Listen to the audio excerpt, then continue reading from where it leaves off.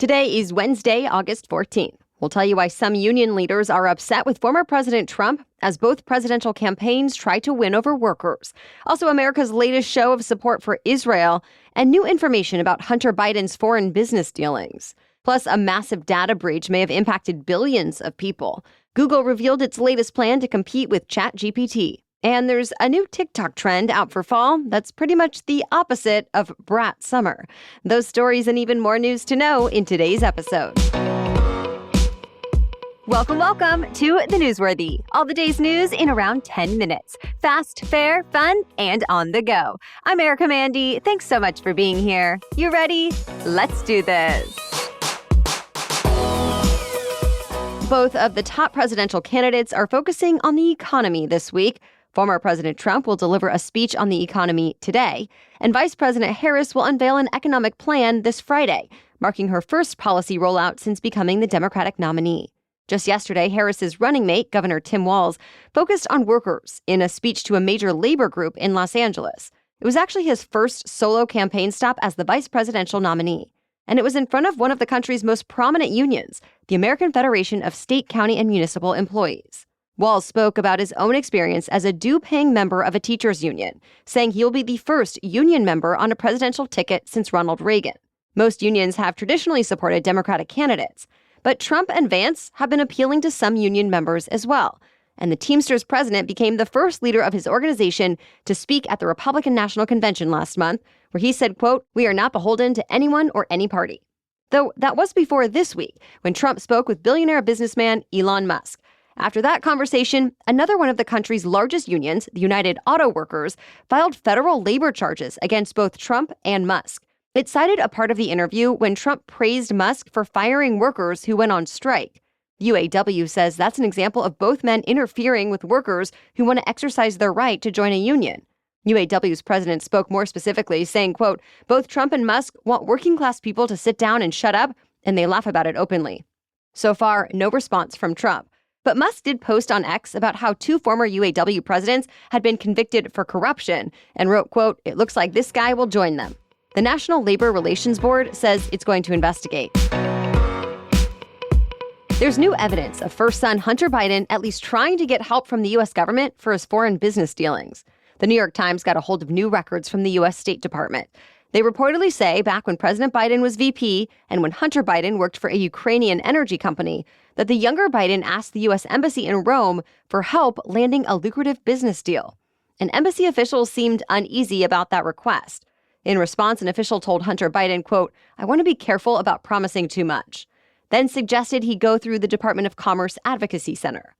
Now, this echoes widespread criticism the first son has received for apparently leveraging his father's political clout to try to advance foreign business deals. But Hunter Biden's lawyer says his client did not do anything wrong and that in the end, nothing actually came of the request. And a White House spokesperson says President Biden never knew his son was reaching out to the embassy in the first place, so he had nothing to do with it. Hunter Biden is preparing to stand trial next month, accused of evading taxes on millions of dollars of income from foreign businesses. To be continued. Another white police officer is now charged with murder for shooting and killing a black woman. This is an incident that drew protests and investigations when it happened last year. Takaya Young, who was pregnant at the time, was suspected of shoplifting when two officers approached her car outside an Ohio supermarket. Police body camera footage shows that within a few moments, Young turns the wheel and the car inches forward, appearing to hit one of the officers in the leg. The officer then fired a single shot through the windshield. Neither Young nor her unborn baby survived. Since then, her family has been demanding accountability, saying the officers showed unnecessary aggression. But the officer's lawyers say his actions were justified. For now, the police department just says, quote, "The criminal justice system will take the matter from here." In the latest show of support to its top Mideast ally, the U.S. approved selling $20 billion worth of weapons to Israel. The sale includes up to 50 F-15 fighter jets, vehicles, and ammunition. This is mostly a long-term deal, and a lot of it will only be delivered several years from now. Still, Israeli officials say this will send a message to Iran and Hezbollah as they threaten to attack Israel soon. Here in the U.S., the deal could fend off criticism from certain Republicans who say the Biden administration does not supply enough weapons to Israel. But it could also spark more criticism from certain Palestinian supporters who want Vice President Harris to commit to an arms embargo on Israel. At this point, Congress could still block this deal, but that's not expected to happen. The White House announced another big investment in President Biden's Cancer Moonshot program. Remember, that initiative has a goal of slashing the American cancer death rate in half over the next 25 years. This latest investment includes up to $150 million in awards to 8 research teams across the country. They're all developing technologies meant to help doctors perform more successful tumor removal surgeries. And just last week, the Biden administration awarded nearly $9 million to improve access to cancer screenings in underserved communities. The president has listed the Cancer Moonshot effort as one of the most precious goals in his final days in office. All right, we have more news for you still ahead, but first, thanks to our sponsor, Shopify. Whether you're selling a little or a lot, Shopify helps you focus on what you do best while turning browsers into buyers. That's the sound you could get used to hearing as the sales come in with Shopify, because Shopify is the global commerce platform that helps you sell at every stage of your business. In fact, it's the internet's best converting checkout. I'm talking 36% better on average compared to other leading commerce platforms. And sell more with less effort thanks to Shopify Magic, your AI-powered all-star. What I love about Shopify is how, no matter how big you want to grow, Shopify gives you everything you need to take control and take your business to the next level. Plus, even if you think you're not tech-savvy, you can sell without needing to code or design. And Shopify's award-winning help is there to support your success every step of the way. Sign up for a $1 per month trial period at shopify.com/newsworthy, all lowercase. Go to shopify.com/newsworthy to grow your business no matter what stage you're in. Shopify.com/newsworthy. Now back to the news. Pieces of a wind turbine have been washing up on the shore in Massachusetts for about a month, leading to a wind farm's closure. Vineyard Farms is the nation's largest offshore wind farm, and last month, part of a 350-foot-long turbine blade crashed into the ocean. Days later, debris started appearing on nearby beaches and has continued to show up ever since. At this point, no one knows for sure what caused the blade to collapse. So regulators decided to shut down energy production at Vineyard Farms until they can figure out what went wrong. Critics of offshore wind farms say the incident is a prime example of why they should not be built in the first place. Supporters, on the other hand, say one accident should not override the benefits of transitioning away from fossil fuels. Either way, the appearance of fiberglass and foam debris alarmed residents and temporarily closed beaches. A huge data breach may have exposed billions of people's information, including Social Security numbers. Background check company National Public Data, or NPD, appears to have been the victim of a cyber attack. A hacking group claims to have stolen 2.9 billion personal records from the company back in April. Then last week, one of the hackers offered up the whole database online, with records including people's names, addresses, birthdays, phone numbers, and Social Security numbers. NPD has yet to confirm whether it suffered a breach, only saying that it's looking into the hacker's claims. Now, to be clear, just because data may have been leaked doesn't necessarily mean your identity has been or will be stolen. But cybersecurity experts say it's a good idea to change your passwords and monitor your accounts, or even freeze your credit if you think you could be affected. Paramount has decided to shut down its TV studio. It was originally aimed at getting Paramount Pictures back into the business of television, and it tried to find ways to make shows tied to many of Paramount's famous movies, like the Jack Ryan spy series. But the studio is being cut as part of a larger restructuring effort ahead of Paramount's upcoming merger with Skydance Media. Overall, that effort will mean cutting nearly 2,000 jobs by the end of this year. But it shouldn't actually impact any Paramount shows. CBS Studios will just take responsibility for all the series and projects still in development. New phones, earbuds, and major AI updates all were revealed at yesterday's Made by Google event, which showcased the tech giant's upcoming products. First up was the newest generation of Google phones. There will be 4 Pixel 9 versions to choose from, including 3 slab phones and 1 folding option. All Pixel phones feature Gemini, Google's AI assistant, plus some other major AI upgrades in the photo department. Pixel users can now use AI to search screenshots for information, and Pixel Studios can generate images from text.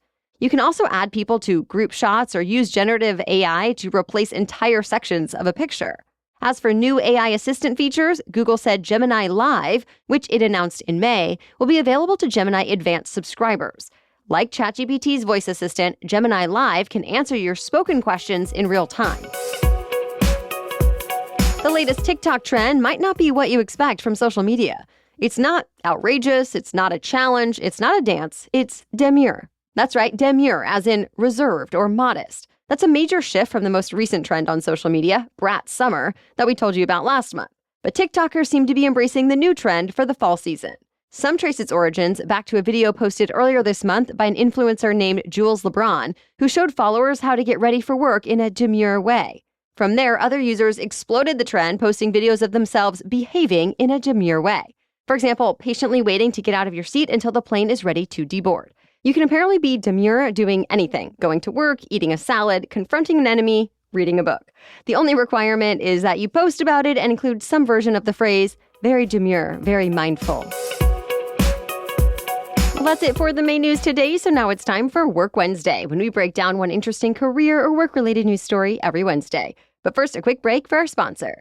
I love to try new things and just see what happens. And for some things, that is great. It does not require a lot of research or care to, try a new workout class or check out whatever restaurant you find along the way. But when it comes to choosing a doctor, I don't want that choice to be a total crapshoot. Thanks to ZocDoc, whenever I need a new doctor, I can be sure I'm quickly and easily finding and reviewing all the best options. ZocDoc is a free app and website where you can search and compare high-quality, in-network doctors, choose the right one for your needs, and click to instantly book an appointment. We're talking about in-network appointments with more than 100,000 healthcare providers across every specialty, from mental health to dental health, eye care to skincare, and much more. I always at least check ZocDoc and consider the options there when I'm looking for a new doctor. Plus, ZocDoc appointments happen fast, typically within just 24 to 72 hours of booking. You can even score same-day appointments. So stop putting off those doctor's appointments and go to ZocDoc.com/newsworthy to find and instantly book a top-rated doctor today. That's ZocDoc.com/newsworthy. ZocDoc.com/newsworthy. Now back to Work Wednesday. Employers have faced an uphill battle trying to get workers back in the office. One strategy, though, that seems to be working: free food. But not just the usual cafeterias and snack cabinets. Companies are increasingly turning to personal meal delivery options that send individually packaged lunch to an office. Services like Relish, Uber for Business, DoorDash for Business, and others allow employers to give meal stipends to their employees. And that means every worker can select the exact lunch they want from a list of local options. The meals don't necessarily have to be delivered to an office either. Employers can choose whether to make meal delivery perks available to remote workers as well. And this strategy keeps the communal feel of a cafeteria or a designated lunch hour intact while maximizing personal choice. Now, it's not a given that more free lunch options will lure people back to offices, and realistically, office culture may never return to what it was before the pandemic. But managers who have implemented office meal delivery programs say they've noticed an uptick in productivity and morale. Well, thank you so much for joining us and listening, and for spreading the word about the Newsworthy. We will catch you up on more news to know tomorrow. Until then, have a great day.